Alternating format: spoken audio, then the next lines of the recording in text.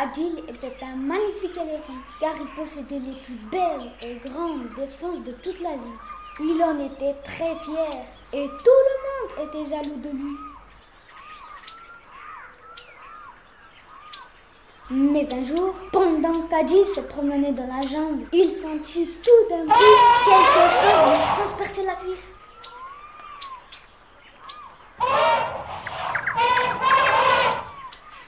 Très vite, une douleur violente le paralysa.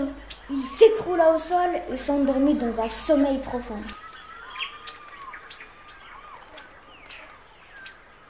À son réveil paniqué, Adil comprit qu'il s'était passé un grand malheur, une terrible catastrophe. Ses défenses en ivoire avaient disparu.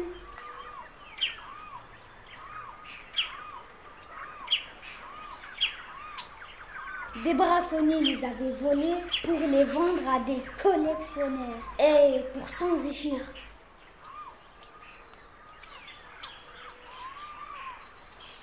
À partir de ce jour, Adil n'était plus lui-même. C'était comme s'il avait perdu sa personnalité, son identité. Il avait même honte.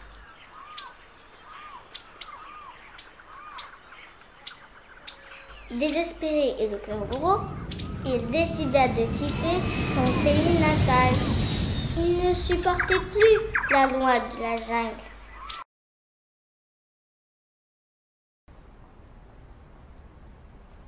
Il atterrit sur un nouveau continent et choisit un pays où les habitants vivaient en bonne harmonie, dans une belle solidarité et où les lois permettaient de vivre en sécurité.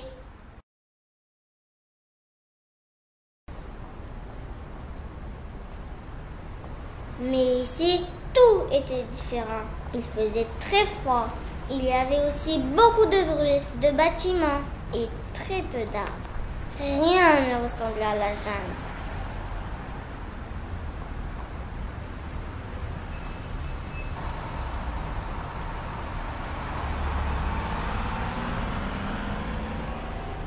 Aussi, il ne connaissait pas la langue et il se sentait perdu.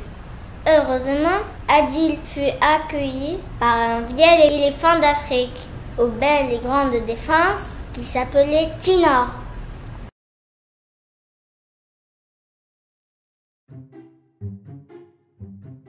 Parce qu'il aimait la solidarité et qu'il était généreux, Tinor avait décidé d'aider des sans-abri de la famille des pachydermes comme lui. En plus, il connaissait toutes les langues.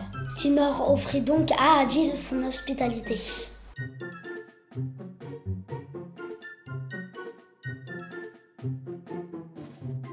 Très vite, Adil et Tinor firent connaissance.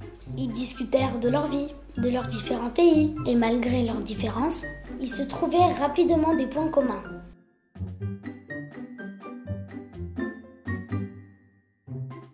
Pendant leur discussion, Adil ne pouvait s'empêcher de regarder avec envie les belles défenses de Tinor.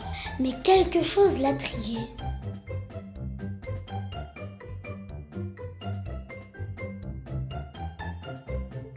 Comment faisait-il pour les avoir aussi blanches et brillantes, surtout à son âge? Quel était son secret? Il n'osait pas encore lui poser cette question indiscrète.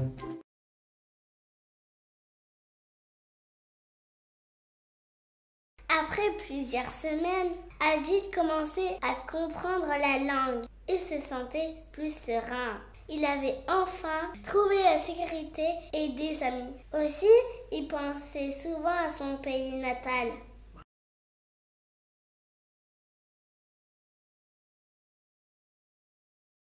Puis un jour, Adil prit son courage à deux mains pour demander à Tinor: « Comment fais-tu pour avoir de si belles défenses à ton âge? Les brosses-tu souvent ?»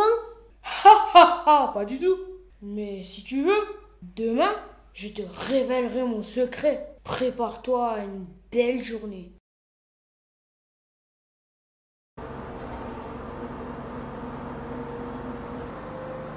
Le lendemain matin, Tinor et Adil prirent le bus. Pendant le trajet, Adil demanda: « Mais où va-t-on ?» « Je t'emmène chez un ami, » répondit Tinor. Puis Il ne dit plus un mot.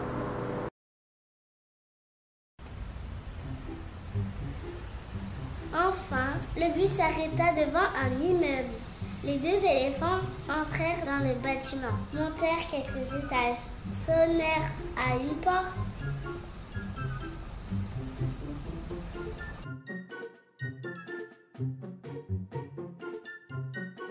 Puis entrèrent dans une salle avec plein de chaises. Adil et Chinor s'assirent, puis attendirent patiemment.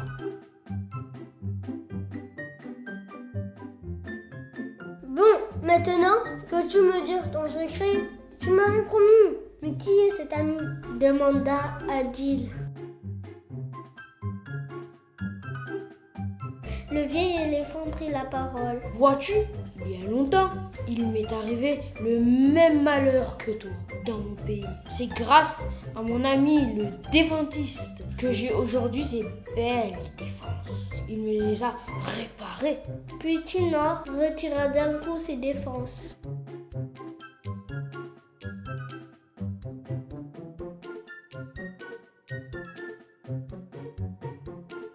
Adil ne croyait pas ses yeux. Il était bouleversé et heureux de comprendre qu'il allait lui aussi avoir de nouvelles défenses. À cet instant, le défentiste arriva.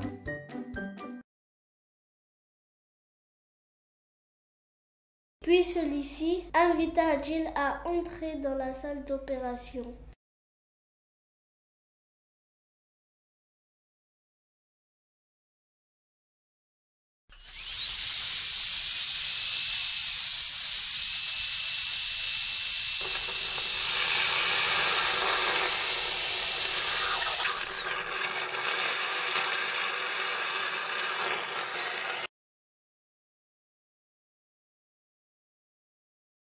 Au bout d'une heure, Adil réapparut.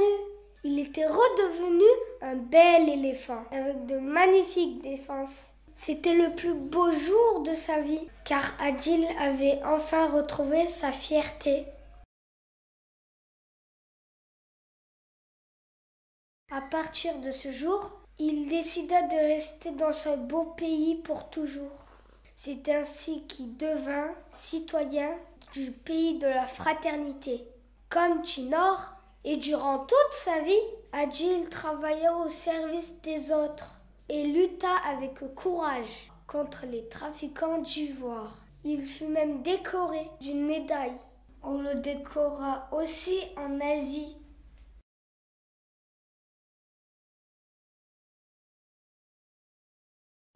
Et toi, qu'aurais-tu fait à la place d'Adil?